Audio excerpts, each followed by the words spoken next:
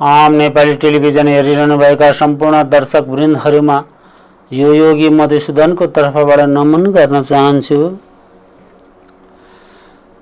हामीले अन्तस्करण र अन्तरङ्ग भएका सबै वृत्तिहरू र त्यसले पार्ने प्रभाव आदि इत्यादि र त्यसले हाम्रो जीवनमा ल्याउने विभिन्न प्रकारका उल्झनहरू, समस्याहरू, अशान्तहरू आदि जे जति छन् त्यसका बारेमा चर्चा गर्दै आइरहेका थियौं। र आजको विषय वस्तु के छ त भन्दाखेरि श्रद्धा र प्रेम के हो। हाम्रो जीवनमा यो पटक पटक दोहोरी रहने विषय श्रद्धा एक प्रेम, यसको शक्ति बारेमा हामीले बोध गर्न जरुरी छ। त कुनै पनि विषय अथवा कुनै पनि व्यक्ति र कुनै पनि एउटा प्रणाली अर्थात कुनै पनि त्यस्तो कुनै स्थान हो जहाँ श्रद्धा नहोस्। यदि श्रद्धा छैन भनेदेखि सारा त्यसले त्यस क्षेत्रमा ती कर्महरू पूरा गर्न नसक्ने अर्थात त्यसमा शक्ति र ऊर्जा प्रकट गर्न नसक्ने र आस्था कायम राख्न नसक्ने र त्यो श्रद्धा मानिसको जीवनमा त्यति नै ठूलो शक्तिशाली सत्ता भएर बसेको छ। र त्यो श्रद्धासँग के गाँसिएर आउँछ त भन्दाखेरि प्रेम गाँसिएर आउँछ। प्रेम के हो? अक्सर आजभोलि मानिसले गर्ने प्रेम र त्यसको बुझाइको बारेमा के छ त? कस्तो प्रकारको धारणा छ समाजमा मानिसहरूमा त्यो प्रेम प्रति र प्रेमलाई मानिसहरूले कसरी लिइरहेका छन् र हो के त्यो? यतातिर हाम्रा महर्षिहरू बडा सुन्दर तरिकाले त्यसको व्याख्या गर्नुहुन्छ। के भन्नुहुन्छ त भन्दाखेरि श्रद्धा ब्रिय स्मृति समाधि प्रज्ञा पूर्वक इति रेषाम। समाधि पाद 20औं श्लोकमा पतञ्जलिले बडा सुन्दर व्याख्या गर्नु भएको छ। श्रद्धा नि प्रेममय भक्तिको मुख्य अंग हो। संक्षेपमा यसको भावार्थ यस्तो भए तापनि त्यो प्रेम व्यापक एक प्रकारको त्यो शक्ति र सत्तामा बसेको छ। आजभोलि त्यो प्रेम कसरी गएको छ त भन्दाखेरि त्यो संकीर्णता र त्यो स्वार्थमा ती बढी प्रेम आज आकर्षित छ। तर हाम्रा महर्षिहरू, हाम्रा वेदान्त र हाम्रो पूर्वीय दर्शन र चिन्तनहरू के भन्छ त भन्दाखेरि त्यो प्रेम चाहिँ के हुनुपर्छ? निस्वार्थ हुनुपर्छ। र त्यो श्रद्धा पनि निस्वार्थ हुनुपर्छ। जब मान्छेमा त्यो लेनदेनको विषयमा, जब मानिसले के पाउने विषयमा र त्यसबाट केही फाइदा लिन पर्ने अवस्थामा यदि त्यस्तो प्रकारका अभिव्यक्तिहरू, हावभावहरू र अभिनयहरू गरेर प्रेम झल्काउँछ भने त्यस्तो प्रकारको प्रेम त्यो तामस प्रेम हुन्छ है। त्यस्तो प्रकारको तामस प्रेमले पुरै जिन्दगीलाई तहस नहस बनाइदिन्छ। र त्यो प्रेमको पनि के छ त भन्दाखेरि विभिन्न प्रकारका परिस्थिति अनुसार वर्गीकृत भएर गएको छ। एउटा युवकले युवतीसँग किन प्रेम गर्छ त भन्दाखेरि अक्सर के देखिन्छ त भन्दाखेरि त्यो काम आसक्त भएर अर्थात वासनालाई परिपूर्ति गर्ने हेतुले मात्र त्यहाँ ती प्रेम झल्काइरहेको हुन्छ। शाश्वत प्रेम अथवा दिव्य प्रेम त्यहाँ देखिँदैन। तर यहाँ के भनिन्छ त भन्दाखेरि त्यो प्रेम असाध्यै निस्वार्थ र पवित्र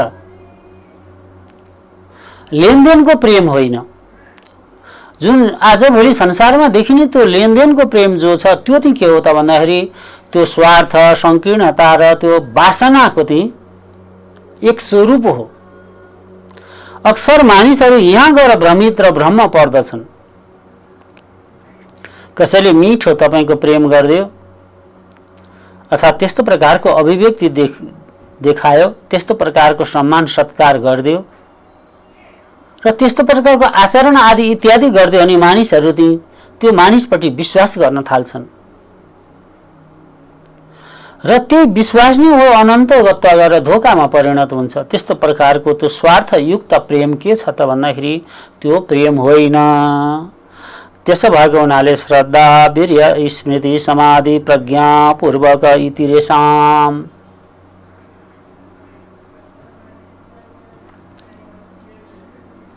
र आज संसारमा त्यो प्रेमको बारेमा धेरै चर्चाहरू हुन्छ र प्रेममा मानिसहरूको एक प्रकारको ठुलो आकर्षण हुन्छ नि, किन त्यो दिव्य सत्ता छ।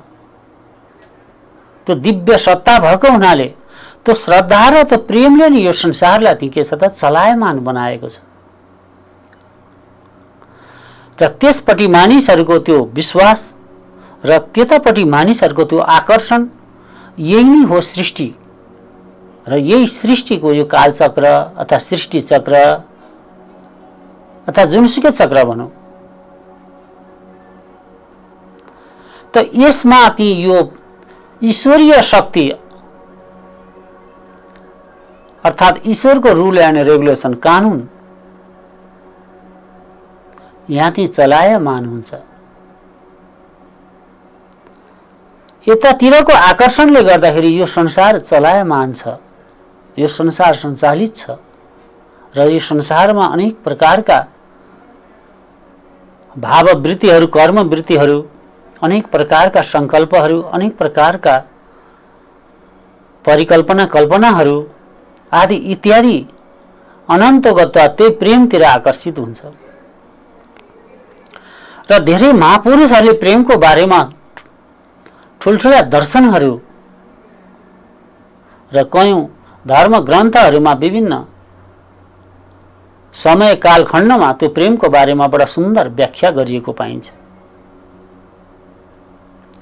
र के भनिन्छ भन्दाखेरि यदि तपाईको जीवनमा त्यो श्रद्धा र प्रेम छैन भने तपाईको जीवन अब के हुन्छ त भन्दा निरस हुन्छ, रसमय हुँदैन। तपाईको जीवनमा त्यो प्रेम छैन, त्यो पनि शाश्वत र दिव्य र पवित्र प्रेम छैन, अब तपाईको जीवनमा त्यो उदासीनता आउनेछ र तपाईको जीवनमा त्यो संकीर्णता, स्वार्थ, छलछाम, देखावटी, वासना आदि इत्यादिले ती तपाईको जीवनमा अब स्थान लिइदिनेछ। त्यहाँबाट नै अब हामीलाई त्यो दुःखतिर आकर्षित गरिदिरहेको हुन्छ। त्यसो भएको हुनाले गर्दाखेरि धेरै ग्रन्थहरूमा र धेरै महापुरुषहरूले एउटै कुरो भनिरहनु भएको छ, त्यो पवित्र प्रेम र संसारलाई प्रेम गर, संसारलाई बुझ, संसारमाथि त्यो श्रद्धा राख र संसारमाथि त्यो विश्वास राख र पवित्र भएर विश्वास राख। अरूले के गर्छ त्यो होइन, तिमी पवित्र भएर यी कर्महरू गर। यो सत्तापट्टि तिम्रो आकर्षण होस्, यो सत्तापट्टि तिमी विश्वास गर। यहाँबाट नै तिम्रो सुखको त्यो जीवन अर्थात् यहाँबाट नै त्यो जीवनको रस र जीवनको त्यो सान्दर्भिकता र जीवनको एउटा महत्त्वलाई बुझ्नेछौ। त्यो श्रद्धा र प्रेम राख, त्यो श्रद्धा र प्रेममा प्रति विश्वास गर। त्यसैबाट तिम्रा सुन्दर दिनहरू आउने वाला छ। तर अक्सर यतातिर बताइएको यो शुद्ध असाध्य पवित्र परब्रह्म परमात्माको एउटा अंश, एउटा सत्ता, त्यो पनि कुन सत्ता त भन्दा सकारात्मक सत्ता। र तपाईको जीवनमा यदि दया छैन, प्रेम छैन, करुणा छैन, क्षमा छैन, परोपकार छैन र नितान्त व्यक्तिगत स्वार्थमा चुर्लुममा डुब्नु भएको छ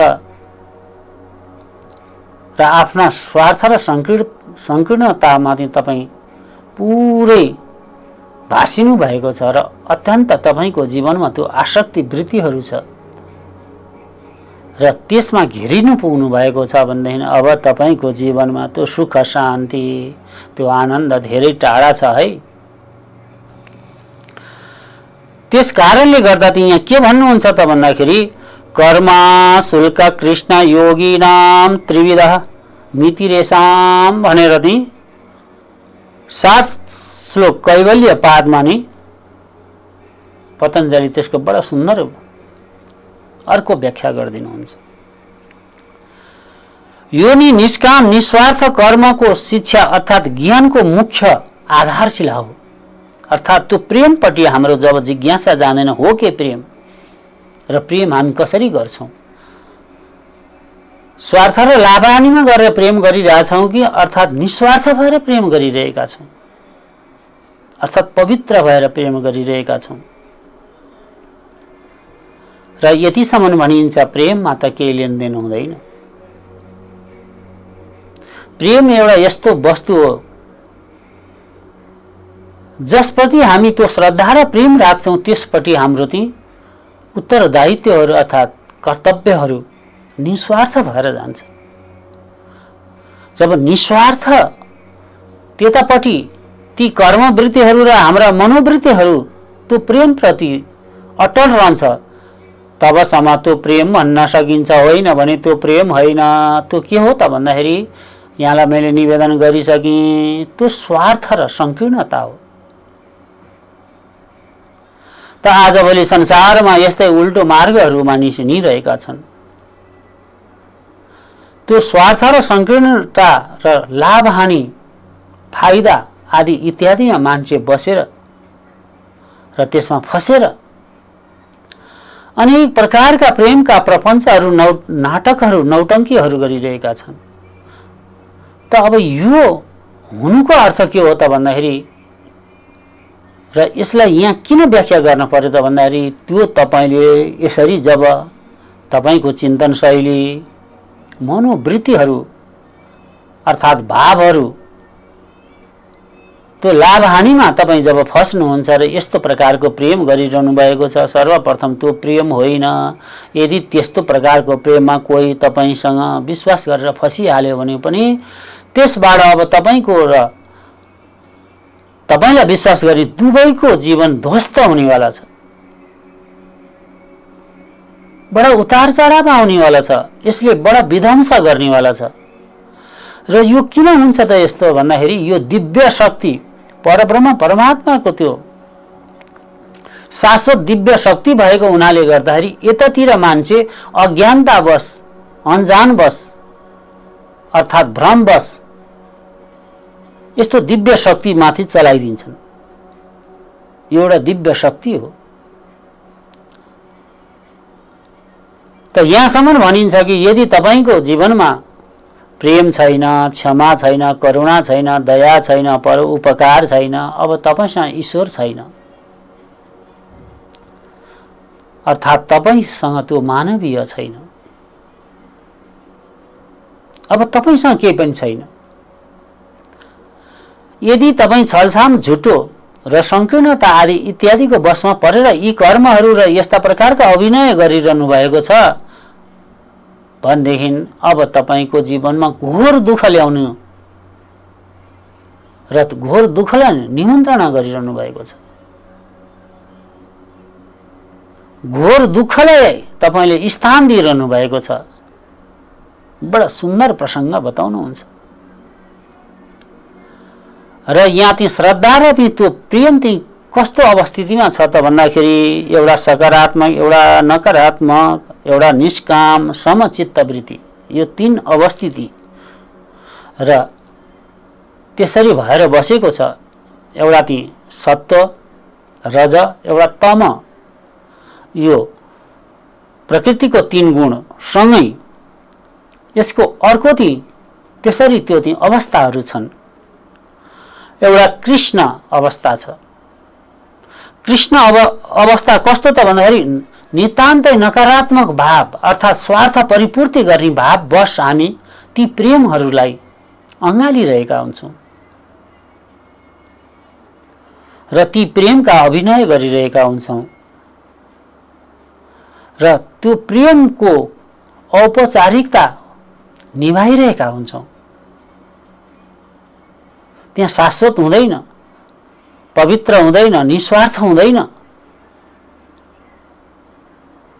त्यो ती स्वार्थ र वासना युक्त भएर जब यस्ता प्रेम गरिन्छ, त्यो प्रेम ती के हो त भन्दाखेरि कृष्ण, जसले के जन्माउँछ त भन्दाखेरि हिंसा, अस्तेय, छलछाम आदि इत्यादि, दुराचारी, व्यभिचारी, स्वार्थी, संकीर्णता आदि अनेक प्रकारका नकारात्मक वृत्तिहरू त्यहाँभित्र हावी हुन्छ, जसका कारणले परिणाम असाध्यै अत्यन्तै भयावह र तनावयुक्त अवस्था त्यसले सृजित गरिदिरहेको हुन्छ।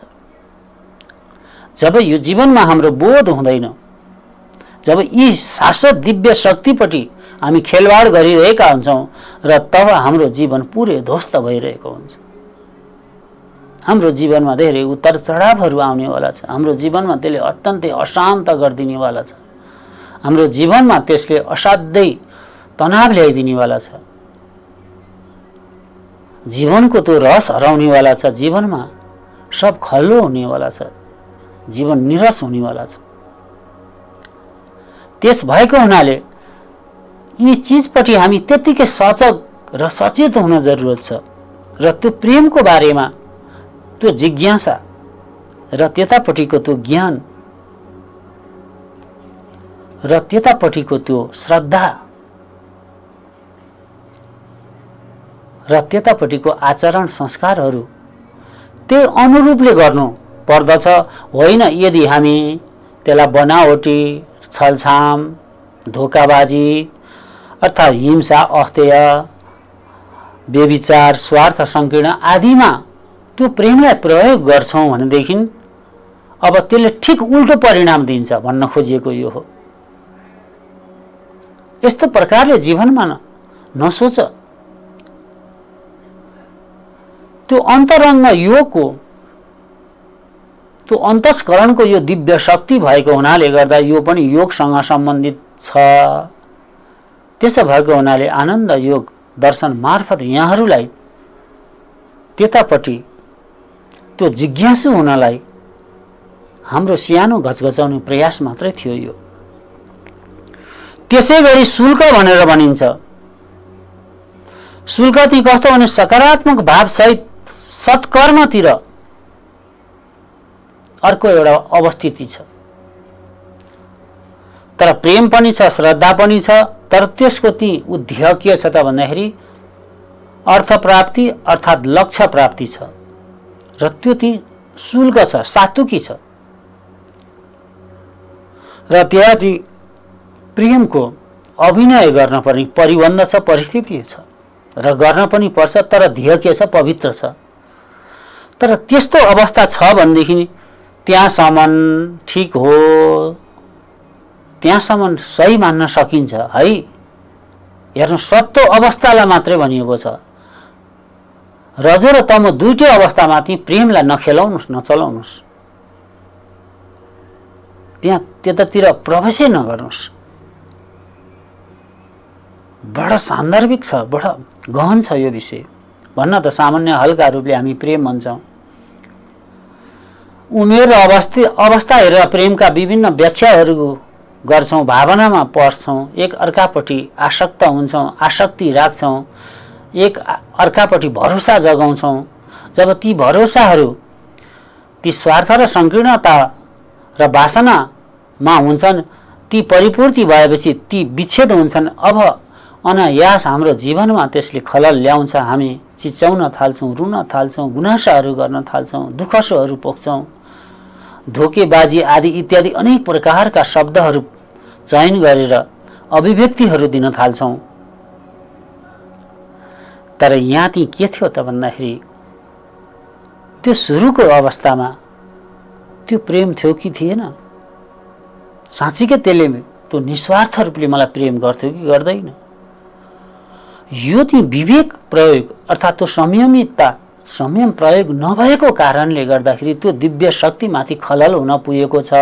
अब त्यो खललले गर्दाखेरि दुवैतर्फ भारी मात्रामा नोक्सान पुर्याउनेवाला छ र संसारमा त्यो भइ पनि रहेको छ।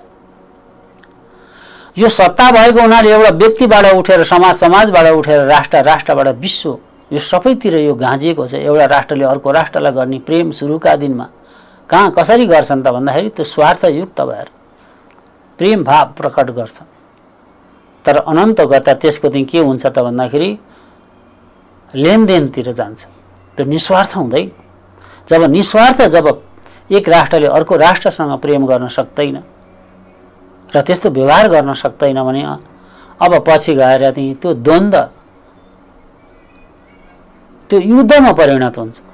त्यो हामीले देखेका छौँ। त्यस्तै सामान्य जीवनमा पनि त्यस्तो प्रकारको यी वासनायुक्त प्रेम छ भनेदेखि अब त्यहाँ झै झगडा आदि इत्यादि अनेक प्रकारका विच्छेदहरू, विखण्डनहरू, वितृष्णाहरू, विरोधहरू आदि इत्यादि भइरहेको हामी पाउँछौँ। यो प्रत्यक्ष हाम्रो जीवनमा छ। तर यही चिजलाई पतञ्जलिले बडा सुन्दरसँग भन्नुभयो, श्रद्धा र त्यो श्रद्धायुक्त त्यो प्रेम त्यो छैन जीवनमा भनेदेखि अब त्यहाँ सबै काम बिग्रिनेवाला छ, बन्नेवाला केही पनि छैन। सब नाश हुनेवाला छ। बडा त्यसले तनाव ल्याउनेवाला छ, बडा अस्तव्यस्त बनाउनेवाला छ। जीवनमा त्यसले भारी नोक्सान दिनेवाला छ। यी चिजलाई हामीले बोध गर्न जरुरी छ। त त्यसै गरे अर्को के भन्नुहुन्छ त भन्दा कृष्ण शुल्क। यहाँ कृष्ण शुल्क आदि कहिले काहीँ ती राम्रोतिर आइदिने, कहिले काहीँ नराम्रोतिर गइदिने। कृष्ण शुल्कको भावार्थ यस्तो छ। त त्यही व्यक्ति कहिलेकाहीँ असाध्य सकारात्मक भएर बोलिरहेको हुन्छ र केही अन्तरालमा त्यो अब अत्यन्तै काम वासनामा फसेर नकारात्मक भएर बोलिदिरहेको छ।